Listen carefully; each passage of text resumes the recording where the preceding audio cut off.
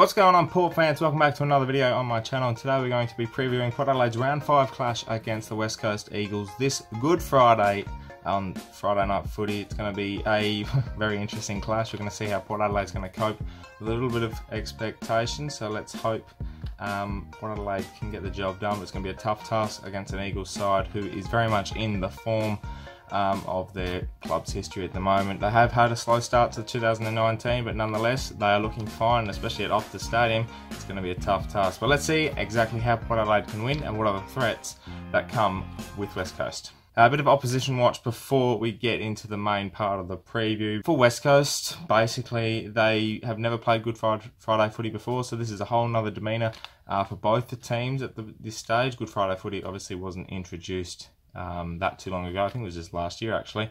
So a big game in itself for both sides. A 16-0 record West Coast have with Jack Darling and Josh Kennedy in the side, but arguably the best forward duo in the competition. So Port Adelaide are going to really have to nullify them to have any chance of winning, especially when both of those have demolished us in the past. So a big task for both Cleary and Jonas, as well as if Howard plays. So they've got a big job to do this coming Friday. West Coast didn't play the best of games last week. They were very slow actually. I was very surprised. They did start really well and put Fremantle on the back foot, but Freo sort of clawed their way back, and I reckon if they took their opportunities a bit more, then I reckon West Coast could have been in a bit of trouble. But wasn't a great win for them last week, I will be honest.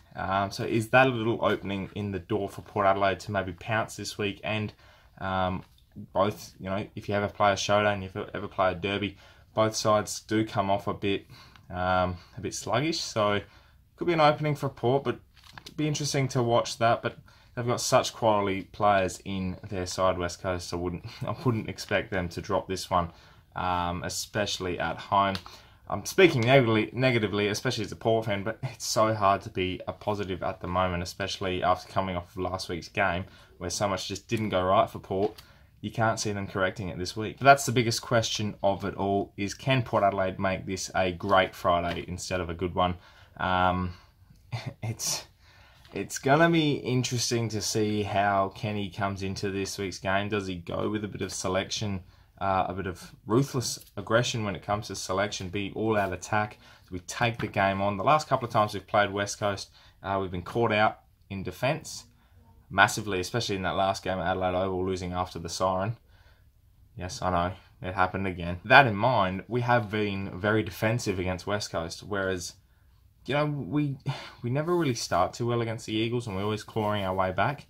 Whereas this time, I think we need to be a bit more attacking at the beginning. We need to continue that flow and be more aggressive with selection. So you might see a couple of faster paced players come into the side. We haven't won a game at Optus. That's the other thing that worries me too. First time last year we played against the Eagles at Optus Stadium, lost by 42 points, then lost to Fremantle in a shock loss.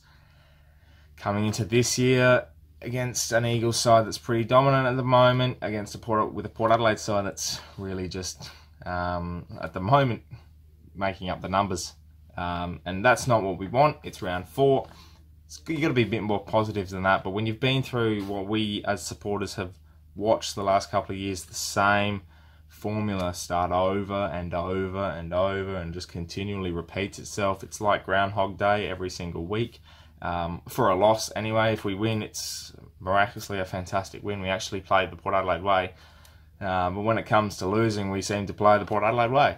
When it comes to losing, there's two types of Port Adelaide: the winning Port Adelaide and the losing Port Adelaide, and they're two very different people. We haven't beaten the Eagles since round 16 2017 either, which is a little bit worrying. The thing going for that is it was in Perth, so that's a positive. The negative from that is it wasn't at Optus. It was at Domain Stadium, which was the name of it at the time. So there are a couple of things that I think for Port Adelaide in particular, travelling over, they've got to be wary of. They've got to really take the crowd out of it straight away. Optus Stadium is going to be rocking on Friday night. A lot of people are going to be there, and they're going to be, it's kind of like a fortress for them, same as what Adelaide Oval can be for Port Adelaide. Keep them out of the game, make them not feel a part of it, and just really take the momentum out of West Coast sails. But for Port Adelaide, the main thing for this week is a chance to prove to the doubters, and mainly themselves, that they are capable. They're capable of playing. And they've done it before. It's the same routine. We come out to a game, we're not expected to win. We end up winning that game. We prove to ourselves we can do it. And then we back it up the next week with a piss poor performance. I don't want that. None of our fans want that. Certain people go to the extreme. You know, we've had these conversations on Twitter, Facebook, all the same comments are posted. Enough's enough. And the onus comes onto the coach as much as it does come onto the players as well. Don't get me wrong. I can hear people's comments about Ken Hinkley. I've been questioned myself. People question me. That's fine. Look, question the players too. They are the ones that have to execute this plan. We've turned over players. We've turned over coaches. Yeah. But at the end of the day, there's a plan there. And sometimes these players can't handle the pressure. That's all up here. So this week's mindset should be to go all-out attack, get the footy, be tough and aggressive around the ball at the contest, and make sure you hit the target. It's as simple as that for Port Adelaide. You do that well, and you're going to win the game. Biggest matchup for me, again, is the ruck contest. I said this last week with Nankervis. This week, again, with Barty and Hickey. Ryder and Lysette are going to have to really be on their game. I really hope that Ryder is not wearing the helmet because he's really been playing quite poorly with it. So once that comes off, his confidence will come back and he'll be all over it once again, being one of the best ruckmen in the league that we know he can be. Yeah, and as I said, West Coast did look a bit slow last week, but they've got some pace. Petruccelli, Shuey in the middle. You know, their forward line, they don't have Rioli at the moment, but they have like Liam Ryan as well. Obviously, they're big key forwards. They've got a great solid defence, and we've got to nullify McGovern because I'm sick of him taking a mark all the bloody time in the back line or the forward line when we're playing them. So that's got to be the one thing that we've got to watch this week is how they transition the footy as well, because he's going to be the pillar back there. And if we're bombing it in like we did last week, we've got no hope of scoring. And yeah, to continue on that note of scoring, Port just simply need to convert. Take your opportunities, kick the goals. We've had 60 inside 50s the last couple of games, I'm pretty sure. We have simply not converted. One week we were missing him from point blank range. Last week we couldn't even hit the scoreboard because we couldn't hit a target inside 50. Same old routine, right? So that's what we need to do. Simple as that. You hit the scoreboard, you convert, you have 60 inside 50s. If you can hit 30 of them, that's over 100 points. And you're winning the game.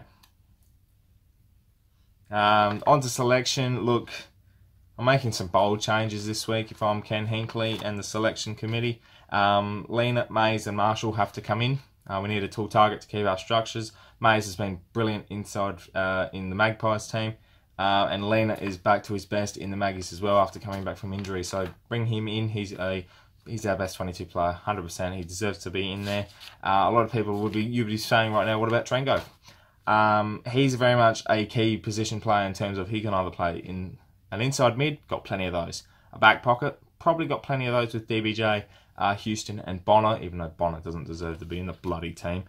And also he can play in the forward pocket, but we don't really need anyone up forward at the moment because our forward line structure is actually pretty decent with the names on paper. It's just a matter of getting them to hit the scoreboard. And the outs would be Dougal Howard, should have never come in. Stevie Motlop, absolutely piss poor last week, don't know why. A player of his quality is getting 7 possessions in an AFL game of footy, the lowest of anyone last week. And Zach Butters. Butters is the crucial one for me. I love the bloke. I think he plays sensationally well. He's a great first month of footy. He just didn't look right last week. And that's just a glimpse of maybe it's at his age, couldn't handle the pressure. I wouldn't be surprised if we keep him in the team. He's a very aggressive player. He might actually be quite handy against West Coast this week, but structurally with these ins that I think have to come in, he's the unfortunate one to miss out. That brings me to my prediction for this week. Unfortunately, even though it's a Port channel, I'm tipping West Coast by 23 points. It'll be a close-ish game. I just don't think Port Adelaide have got enough to get across the line. If they do, I'll be happy. So either way, let's hope Port Adelaide do get across the line and we don't lose after the siren. Please don't lose after the siren. I can't deal with that anymore. Thank you so much for watching this preview, everybody. I really appreciate all the support, the continued support. The vlog has been sensational. The review last week was awesome as well. So thank you very much for getting around that, and thank you very much for getting around the channel. We just recently hit 1,600 subscribers, so let's continue to build our little community that we got going at the moment. Yeah, I really appreciate it. Also, if you're new to the channel, please subscribe. There's plenty more Port Adelaide and AFL content coming your way across the season. Thanks for watching, everyone. My name's Anthony, and as always, can the pair